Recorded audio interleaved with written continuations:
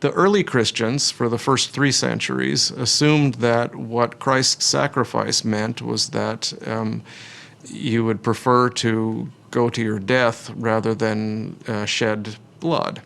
And so the early Christian church is full of martyrs, and the few Christians that joined the Roman military were most often criticized by their fellows.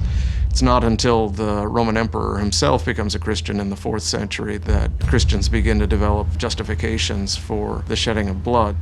Christians eventually became so numerous through all ranks of society that they had to form opinions about the harsh realities of public justice and even warfare. By the 5th century, 400 years after Christ, there were so many Christians throughout the empire that imperial officials began to consult Christian opinion on matters of state and even on warfare. Suddenly, Christian intellectuals had to do some very quick thinking, and none was more agile or more influential than Aurelius Augustinus, Saint Augustine.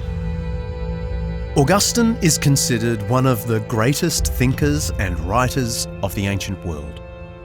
He was generally opposed to warfare, but he reasoned that under certain conditions, war could be appropriate for a Christian ruler. There was such a thing, he said, as a just war. When we think about whether to go to war, the first thing we think about is whether there is just cause. And that would be some kind of grave injustice that needs rectifying. You've also got to have right intention. So in intervening, am I intending to rectify the injustice? And then because war is a really hazardous and destructive business, you don't want to do it unless you really, really have to. And if you can find peaceful means of resolving the conflict, you should do it.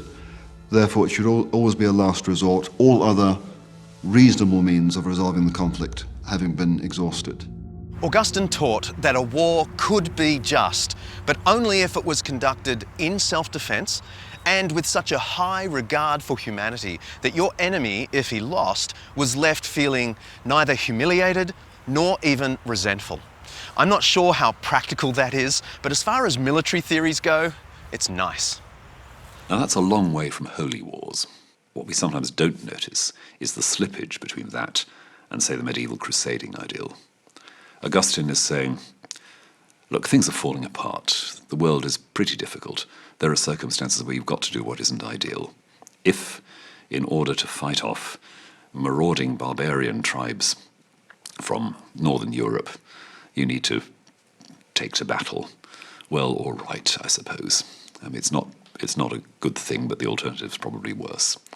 And if you're going to do it and still remain some kind of a Christian, then for goodness sake, keep in mind the following moral principles. So it's a very grudging concession. It's certainly very different from the Crusader marching off to recover Jerusalem, shouting, God wills it. There is no clear corresponding tradition in other cultures. I mean, there are debates within other cultures about war, but it doesn't look, as far as we know, as if there is a just war tradition outside of the West. And it is worth saying that there is no tradition of just war thought in the West that arises independently of the Christian tradition. Fast forward a few centuries, and medieval Europe is an incredibly violent place. Knights would maraud across the countryside, terrorising the poor, plundering fields, villages, churches. Christian leaders tried a number of things to curb the violence, or at least direct it into more productive channels. There are things like the truce of God and the peace of God that put certain people and certain places and certain times off limits from war during the Middle Ages. People like the monks of the Benedictine Abbey at Cluny tried to persuade the knights to stop killing peasants and each other, and instead channel their energies into defending the poor and protecting pilgrims. The bishops would gather large groups of knights and feudal lords in fields outside the city. They'd tell them that anyone who shed the blood of a fellow Christian was spilling the blood of Christ, and they'd basically force them to take oaths, like this one. I will not carry off either ox or cow or any other beast of burden. And? I will seize neither peasant nor merchant. Good. And I will not take from them their pence, nor oblige them to ransom themselves. And I will not beat them to obtain their subsistence. And their livestock? I will seize neither horse, mare, nor colt from their pasture. Oh, and I will not destroy or burn their houses. Hooray! Not exactly a high bar.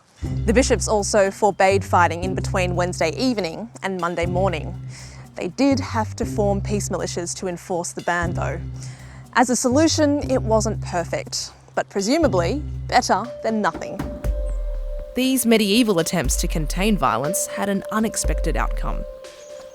It seems many knights did convert to a more religious lifestyle and come to think of their military duties as a form of service to God. It was a development that paved the way for holy war, the Crusades. The Church had been trying for some time to reduce the levels of violence in Europe, which was a very violent place. They had already instituted various programs like the Truce of God and the Peace of God. These were preached all over Europe to try to reduce the violence levels. The Crusades came out of that reform movement. The idea was to convince these men who were killing each other and killing unarmed people to use the abilities that they had for something that was good. And that's what led ultimately to the First Crusade.